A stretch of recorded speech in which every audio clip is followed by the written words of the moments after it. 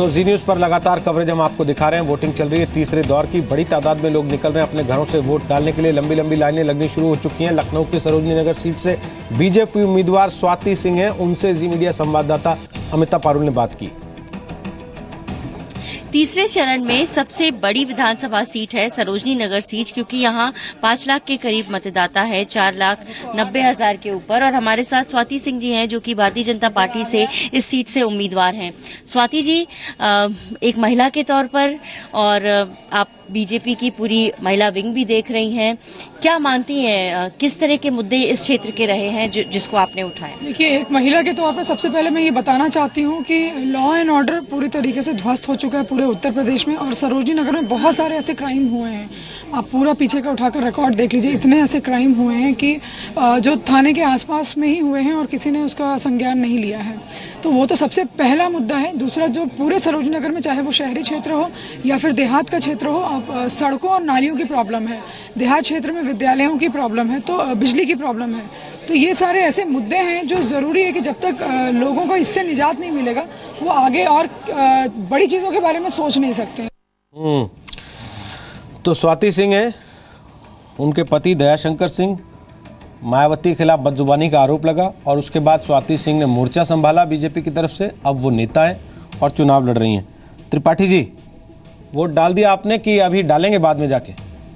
जी नहीं, अभी तो मैं पहले आपके स्टूडियो आया, अब लौट के जाऊंगा तब वोट डालूंगा।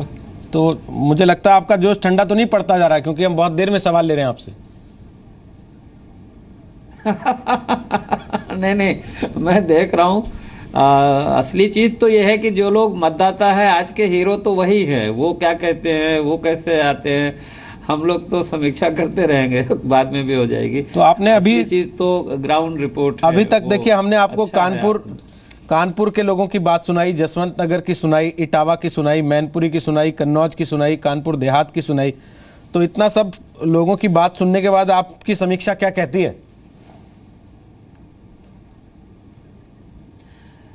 देखिए, वही है कि सबका अपना अलग अलग है। और आपने कानपुर में एक और एंगल मैं आपको बता दूं, वहाँ डॉक्टर जोशी, मेरी बात हो रही थी कानपुर से, तो डॉक्टर मुरली मनोहर जोशी लगे हुए हैं कि भाई वहाँ उनकी इज्जत रह जाए, चूंकि वहाँ से सांसद हैं। और जो अगला इंटरेस्टिंग चुनाव होने वाला है सबसे ज्यादा राष्ट्रपति का, तो वो उनके मन में कहीं किसी कोने में राष्ट्रपति बनने की इच्छा है। तो वो चाहते हैं कि भाई वो कानपुर से भाजपा को अच्छी ताकत दिलवाएं।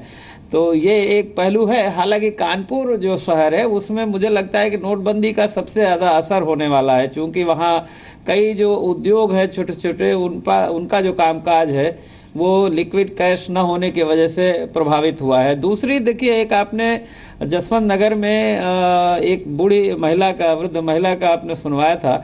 तो हालांकि देखिए, वहाँ कैंडिडेट शिवपाल हैं और सबको पता है कि अखिलेश नहीं चाहते कि शिवपाल आगे बढ़ें या जीत के आए, फिर भी वहाँ वो महिला अखिलेश के नाम पे वोट डाली, क्योंकि अखिलेश यादव ने पूरा जो तौर तरीका है चुनाव का बदला। उन्होंने नरेंद्र मोदी की नकल की है और वो अपने नाम पे चुनाव लड़ रहे हैं। बाकी इस बार समाजवादी पार्टी का कोई नेता नहीं दिख रहा है, न तो मुलायम सिंह यादव कहीं खास दिख रहे हैं, बेनी वर्मा नहीं दिख रहे हैं, भगवती सिंह नहीं दिख रहे हैं। तो अखिलेश यादव ने एक बहुत बड़ा एक्सपेरिमेंट किया है कि पार्टी की जो पुरानी रीत नीति थी, सामाजिक न्याय का जो बात होती थी, जाति धर्म का मुद्दा, उससे हट के केवल अपने काम पे जोर दे रहे हैं। और जो पार्टी के सारे पुराने जो कार्यकर्ता है, मशीनरी है, उनको उन्होंने अलग कर दिया। तो एक बहुत बड़ा जोखिम उन्होंने लिया है और देखना है कि वो क्या होता है। और वो जो सामाजिक न्याय का मुद्दा है वो बीजेपी ने अपना लिया है। सबसे ज्यादा ओबीसी टिकट इस बार बीजेपी ने दिए हैं। जी, अमीरों की पार्टी से गरीबों की पार्टी होना चाहते हैं और अखिलेश यादव यादवों की पार्टी से सबकी पार्टी होना चाहते हैं। ये दोनों ने इस बार फार्मूला पकड़ा। हम एक छोटा सा ब्रेक ले रहे हैं। विवेक पाठक हमारे साथ हैं, उनके पास चलेंगे हम ब्रेक के बाद, ये बताते हुए 11 से 12% का वोट है अभी तक जो रिपोर्ट आ रही है यूपी के अलग अलग जिलों से। लगभग 12% तक की वोटिंग है। थोड़ी रफ्तार धीमी है, बढ़ानी पड़ेगी रफ्तार। लोगों को जो टीवी देख रहे हैं घर बैठ के, उन्हें टीवी छोड़ना होगा, मोह छोड़ना होगा, थोड़े ठंडे मौसम से डर छोड़ना होगा, रजाई छोड़नी होगी, पलंग छोड़ना होगा, बाहर निकल के वोट डालना पड़ेगा। क्योंकि पिछले 2 दौर में पहले 2 घंटे में 20% तक मतदान हुआ है। उसके मुकाबले आज का मतदान थोड़ा धीमा चल रहा है। क्या ये संडे इफेक्ट है? इस पर भी बात करें।